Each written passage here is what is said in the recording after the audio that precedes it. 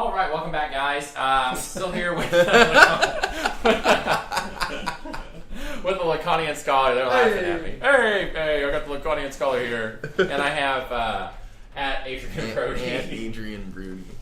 You can tweet at him at Adrian Brody. at Adrian Brody. I don't even know what games I really chose, like what happens in them. But Adrian Brody was talking to us about view whoring. Okay, about the view whoring. What it is like a thing. Like views mean good advertising or whatever, but if you're only getting views out of view whoring, it seems kind of empty and ultimately not as fulfilling as if you were getting like a lot of views from having a good video or an interesting video. Yeah, definitely. Well, I don't know if that's relevant, but to throw out the accusation of view whoring, it's like, oh, this guy only view whores, or oh, here come all the view whores trying to get, all their views so they can make their money and all that.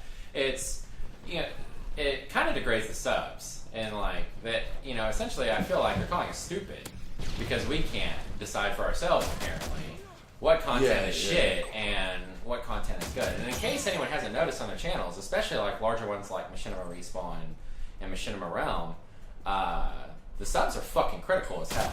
They will pick apart something.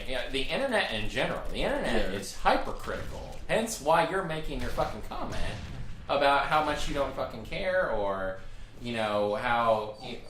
or anything, Well, it's hard to do anything right according to internet standards. Exactly. Yeah. And so, if you are doing this, I've done it before in my time where I've hashtagged the shit out of one of my posts. Yeah. But regardless, it's an easy way to get a lot of followers, but you see how quickly they're not going to be interested in what you're doing. The next time you post is, oh wait, they don't. They aren't interested in these sort of hashtags. Well, they don't have these sorts of conversations regularly or deal with these sorts of issues regularly. Yeah, exactly. And that brings me to kind of another thing, is a lot of people on Tumblr or on YouTube want to know how to grow their site. Grow your channel, grow your blog, whatever. And everyone's always going to give you a different tip. Now, like a lot of people, I don't know if they've ever read, like, there's a creator's playbook for YouTube, and it's YouTube giving you tips on how to make your channel more marketable. And one of them, like a lot of the topics are like, be topical, make your titles interesting, have catchy thumbnails. Consistency being such a big one. But these are all things that are frowned upon sometimes in the audience. Like a big thing on YouTube is asking for likes. Or, asking for ratings, asking for comments. And people... Tumblr, I'll follow me and I'll follow you back. Yeah. And that's sub for sub on YouTube, box for box. And a lot, and so many people get pissed off about being asked to rate the video. And so it's like, well, then there's two different options. Well, fuck, some people are telling me I need to ask people to rate my video and these call to actions and please help me out because I want to grow this. Yeah. But then there's the other, if you fucking ask me to like your video, I'm going to dislike it instantly and fuck you for wanting to grow at all, And so it's like you have to take this I don't give a shit route and just post, And then, granted, it's the internet, you have to have thick skin and take everything with a grain of salt. But, you guys explain that, like, how the fuck do y'all deal with that or react to that? Oh, I'm gonna get all old man on this. I only get positive feedback because I get so little feedback. Well, and that's my problem. I get minimal feedback at times, and it's just like there are times where it will happen, and times where it's just like quiet as shit. The negative characteristics that we're seeing on the internet that we've been talking about have to do with certain social norms that are not being fulfilled. Certain expectations that we have of other people on the internet, even if you're anonymous, which goes to the value of character, that are not being fulfilled. Why do I think that is? Because the majority of people that are in these sorts of situations are young, and we are normally in our rebellious stages when we are 13 to 19, and so we're less likely to, want to follow these social norms or ascribe meaning to them.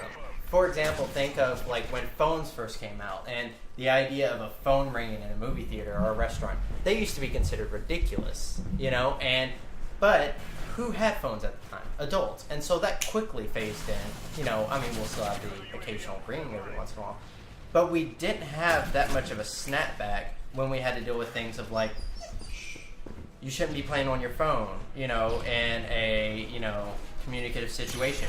You shouldn't be treating people, poorly because you can do it anonymously.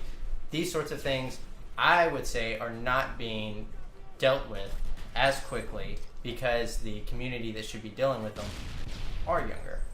Yeah. Yeah, definitely. Michael, what do you think?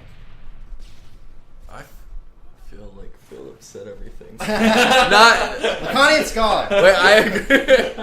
I feel like he just owned. No, I feel like that is a great point, and then if that becomes the norm, though, if we do like lose these like social mores or whatever, then like the new thing does become to be like, well, then it's just most important that I get my opinion, no matter how negative or uninteresting or dull or bored or overhad it is. Like that becomes the new goal rather than like communication in general. Even I don't know. No, definitely. It's entirely impossible to morally police the internet. It's just like.